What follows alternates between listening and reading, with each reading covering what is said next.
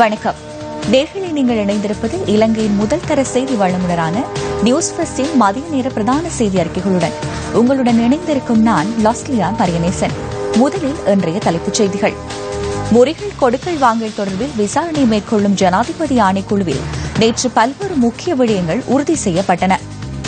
முன்னாள் நிதியமைச்சர் ரவி கருணாநாயக்கவை முறிகள் கொடுக்கல் வாங்கல் தொடர்பில் விசாரணை மேற்கொள்ளும் ஜனாதிபதி ஆணைக்குழு முன்னிலையில் பிரசன்னமாகுமாறு மீண்டும் அழைப்பு. நீதிபதி மாணிக்கவாசகர் இளஞ்செழியனின் மெய்ப்பாதுகாவலர் மீது துப்பாக்கி பிரயோகம் மேற்கொண்ட பிரதான சந்தேக நபர் போலீசாரிடம் சரணடைந்துள்ளார்.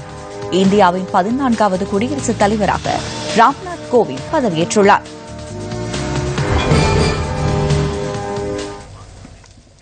இனி விரிவான செய்திகள். முறிகள் கொடுக்கல் வாங்கல் தொடர்பில் விசாரணை மேற்கொள்ளும் ஜனாதிபதி ஆணைக்குழுவில் நேற்று பல்வேறு முக்கிய விடயங்கள் உறுதி செய்யப்பட்டன. ஆணைக்குழு முன்னிலையில் சாட்சியமளித்த பெண் சாட்சியாளர் ஒருவரின் கருத்துக்களுக்கு அமைவாகவே இந்த விடயங்கள் அம்பலமாகியுள்ளன.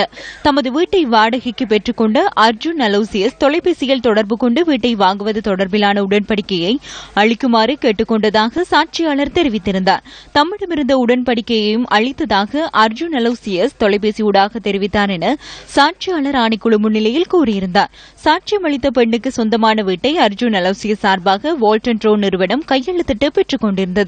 இந்த வீட்டை அர்ஜுன் அலோசியஸ் வாடகைக்கு பெற்றுக்கொண்ட போதிலும் பிரபல அமைச்சர் ஒருவரின் குடும்பமே அங்கு குடியேறுவதற்கு வருகை தந்ததாக சாட்சியாளரின் கூற்றிலிருந்து நிரூபணமாகியுள்ளது. அந்த குடும்பத்தைச் சேர்ந்தவர்கள் பின்னர் வீட்டை 165 மில்லியன் ரூபாவிற்கு கொள்வனவு செய்துள்ளனர். குளோபல் டிரான்ஸ்போர்டேஷன் அண்ட் லாஜிஸ்டிக் நிறுவனமே இந்த வீட்டை கொள்வனவு செய்துள்ளது.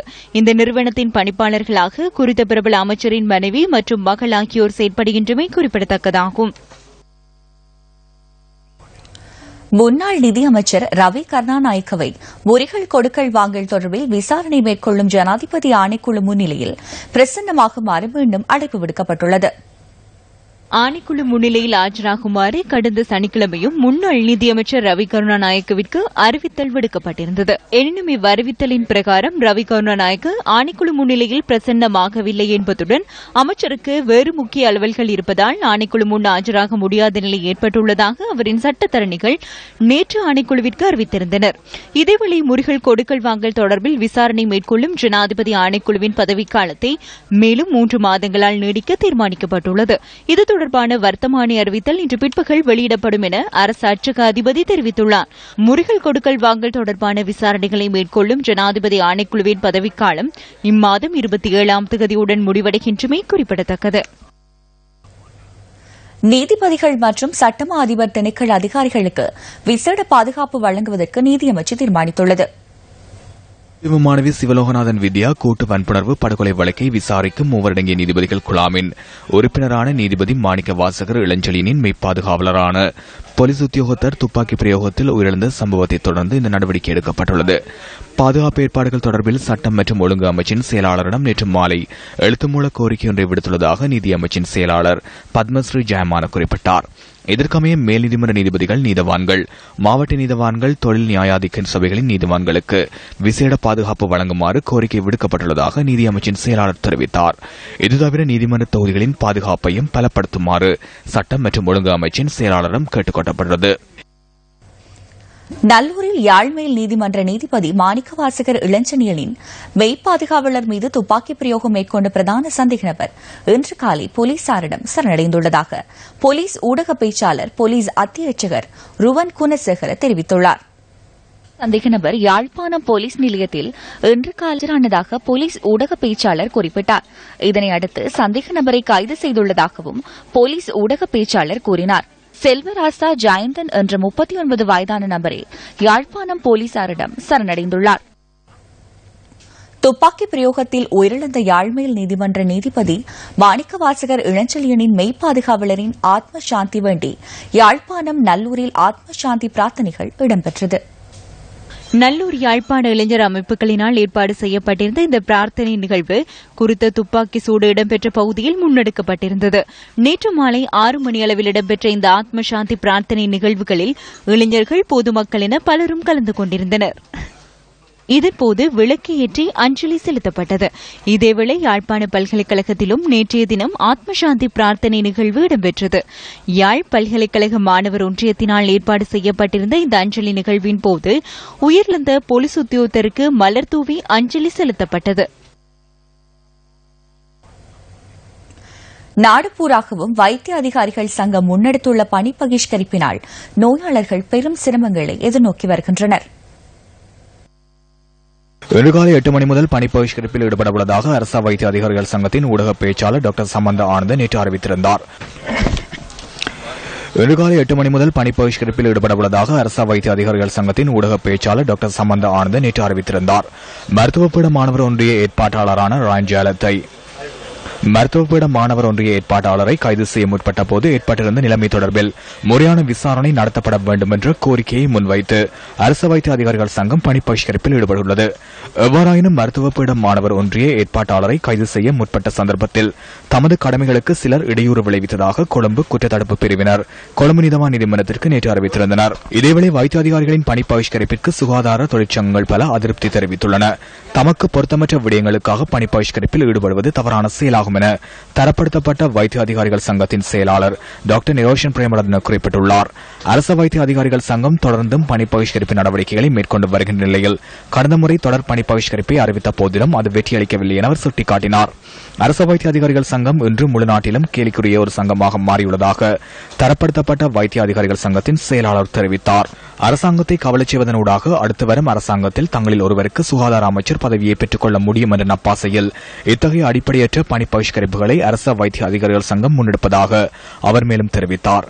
அரச வைத்திய அதிகாரிகள் சங்கத்தினால் முன்னெடுக்கப்பட உள்ள பணி பகிஷ்கரிப்பு நியாயமற்றது என அரசு தாதி உத்தியோகத்தர்கள் சங்கத்தின் தலைவர் சமரத்ன பிரிய குறிப்பிட்டுள்ளார். எவ்வாறாயினும் மக்களை பாரிய சிரமத்திற்குள் தள்ளிவிடும் வகையில் முன்னெடுக்கப்படும் பணி பகிஷ்கரிப்பை எந்தவிதத்திலும் அங்கீகரிக்க முடியாது எனவும் அவர் சுட்டிக்காட்டியுள்ளார். இதன் காரணமாக சுகாதாரத்துறையில் உள்ள எந்தவொரு தொழிற்சங்கமும் ஆதரவளிக்கவில்லை என அரசு தாதி உத்தியோகத்தர்கள் சங்கத்தின் தலைவர் தெரிவித்தார். இதுதவிர அரசியல் நோக்கங்களை இலக்காக கொண்டு பணி பகிஷ்கரிப்பில் ஈடுபடுவதற்கு அரச வைத்திய அதிகாரிகள் சங்கம் முற்படுவதாக சுகாதாரத்துறையின் தொழில்சார் புத்திஜீவிகள் ஒன்றியத்தின் தலைவர் ரவி முகுதேஷ் கூறியுள்ளார். இதேவேளை அரசியல் நிகழ்ச்சி நிரலுக்கு அமைவாக முன்னெடுக்கப்படும் ஒரு தொழிற்சங்க நடவடிக்கையாகவே அரச வைத்திய அதிகாரிகளின் பணி பகிஷ்கரிப்பு அமைந்துள்ளதாக ரயில்வே ஊழியர் தொழிற்சங்க கூட்டமைப்பின் செயலாளர் சம்பத் ராஜித குறிப்பிட்டுள்ளார். மக்களுக்கு பாரிய அழுத்தம் விடுக்கப்படும் வகையில் முன்னெடுக்கப்படுகின்ற இந்த பணி பகிஷ்கரிப்பு நியாயமற்றதொன்றாகும் என்றும் அவர் சுட்டிக்காட்டியுள்ளார். பெட்ரோலிய தொழிற்சங்கங்கள் சில நேற்று நள்ளிரவு முதல் தொடர்ச்சியான பணி பகிஷ்கரிப்பில் ஈடுபட்டுள்ளன. ஹம்பாந்தோட்டை துறைமுக வளாகத்தில் அமைந்துள்ள எண்ணெய் கிணறுகளை குத்தகை அடிப்படையில் சீனாவுக்கு வழங்குவதற்கு எதிராக இந்த பணி பகிஷ்கரிப்பு ஆரம்பிக்கப்பட்டுள்ளது. பல்வேறு சந்தர்ப்பங்களில் இந்த விவகாரம் தொடர்பாக அதிகாரிகளின் கவனத்திற்கு கொண்டுவரப்பட்ட போதிலும் தங்களின் கோரிக்கைகள் குறித்து கவனம் செலுத்தப்படவில்லை என பெட்ரோலிய தொழிற்சங்க ஒன்றியத்தின் ஏற்பாட்டாளர் டிஜே ராஜகருணா குறிப்பிட்டார். இதேவேளை ஹம்பாந்தோட்டை துறைமுகத்தை குத்தகை அடிப்படையில் வழங்குவதற்கான உடன்படிக்கை ஏற்கனவே அமைச்சரவையில் சமர்ப்பிக்கப்பட்டுள்ளதாக துறைமுகங்கள் மற்றும் கப்பல் துறை அமைச்சர் மஹிந்த சமரசிங்கவிடம் தொடர்பு கொண்டபோது அவர் தெரிவித்தார். இந்த உடன்படிக்கை தொடர்பில் அமைச்சரவையில் இன்று கலந்துரையாடப்பட உள்ளதாகவும் அமைச்சர் சுட்டிக்காட்டினார். எவ்வாறாயினும் பெட்ரோலிய தொழிற்சங்கங்கள் பணி பகிஷ்கரிப்பை அறிவித்ததைத் தொடர்ந்து நேற்றிரவு முதல் எரிபொருள் நிரப்பு நிலையங்களில் வாகனங்கள் நீண்ட வரிசைகளை அவதானிக்க முடிந்தது. பணி பகிஷ்கரிப்பு காரணமாக எரிபொருள் தட்டுப்பாடு ஏற்படக்கூடும் என்ற அச்சம் காரணமாக எரிபொருள் நிரப்பு நிலையங்களில் அதிக மக்கள் கூட்டம் காணப்பட்டதாக நியூஸ் ஃபர்ஸ்டின் செய்தியாளர்கள் குறிப்பிட்டனர். கெரவலப்பிட்டிய மின் நிலையத்தின் மின்பிறப்பாக்க இயந்திரம் செயலிழந்தமையால் பல்வேறு பகுதிகளில் தடைப்பட்டிருந்த மின்சார விநியோகம் வழமைக்கு கொண்டுவரப்பட்டுள்ளது. மின் உற்பத்தி நிலையத்தின் 150 மெகாவாட் மின்சாரத்தை பிறப்பிக்கும் இயந்திரம் ஒன்று நேற்றிரவு செயலிழந்துள்ளதாக மின்சக்தி மற்றும் மீள் புதுப்பித்தல் சக்தி அமைச்சின் ஊடக பேச்சாளர் சுலக்ஷன ஜெயவர்தன தெரிவித்தார். எனினும் நுரைச்சோலை மின் உற்பத்தி நிலையத்தின் மின்பிறப்பாக்க இயந்திரம் ஒன்று தொடர்ந்தும் செயலிழந்த நிலையில் இருப்பதாகவும் அமைச்சின் ஊடக பேச்சாளர் தெரிவித்தார். வறட்சியுடன் நீர்மின்சார உற்பத்தி நடவடிக்கைகளும் 20 வீதமாக குறைவடைந்துள்ளதாகவும் அவர் சுட்டிக்காட்டினார். எனினும் இந்த நிலைமையின் கீழ் எந்தவிதத்திலும் மின்சார விநியோகத்தை துண்டிப்பதற்கான தீர்மானங்கள் மேற்கொள்ளப்படவில்லை என்றும் மின்சக்தி மற்றும் மீள் புதுப்பித்தல் சக்தி அமைச்சின் ஊடக பேச்சாளர் குறிப்பிட்டார்.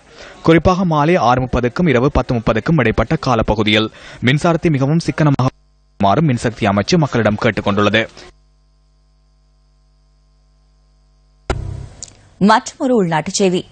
புங்குடுதீவு மாணவி சிவலோகநாதன் வித்யா கூட்டு வன்புணர்வின் பின்னர் படுகொலை செய்யப்பட்ட சம்பவம் தொடர்பான வழக்கின் முக்கிய சந்தேக நபரை காப்பாற்றும் முயற்சியில் முக்கிய அரசியல்வாதி ஒருவர் ஈடுபட்டிருந்தமை போன்ற காணொலி ஒன்று இன்று நீதிமன்றத்தில் சமர்ப்பிக்கப்பட்டுள்ளது.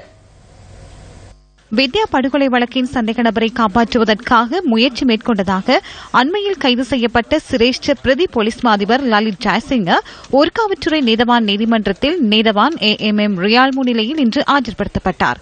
குறிப்பிட்ட அரசியல்வாதி முக்கிய சந்தேக நபரை காப்பாற்றும் முயற்சியில் ஈடுபட்டதாக காண்பிக்கப்படும் காணொலியை இதன்போது பிரதிவாதிகள் தரப்பில் ஆஜரான சட்டத்தரணிகள் நீதிமன்றத்தில் காண்பித்தனர்.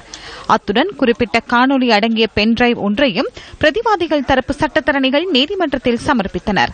இது தவிர இந்த காணொலியில் குறிப்பிட்ட அரசியல்வாதி பிரசன்னமாகியுள்ளமை தெளிவாக புலப்படுவதால் வித்யா படுகொலை சம்பவம் தொடர்பில் அவரிடம் வாக்குமூலம் பதிவு செய்யப்படவோ அல்லது அவரை கைது செய்வதற்கோ நடவடிக்கை எடுக்கப்படாமைக்கான காரணம் குறித்தும் பிரதிவாதிகள் தரப்பு சட்டத்தரணிகள் நீதிமன்றத்தில் கேள்வி எழுப்பினர்.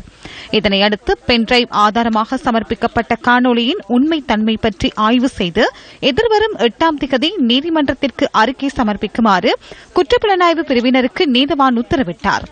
அத்துடன் இந்த வழக்கு தொடர்பான விசாரணையை எதிர்வரும் 8ஆம் திகதி வரை ஒத்திவைப்பதாக நீதவான் அறிவித்ததுடன் சிரேஷ்ட பிரதி போலீஸ் மாதிபர் லலித் ஜெயசிங்கவின் விளக்கமறியலும் தொடர்ந்தும் நீடிக்கப்பட்டுள்ளது.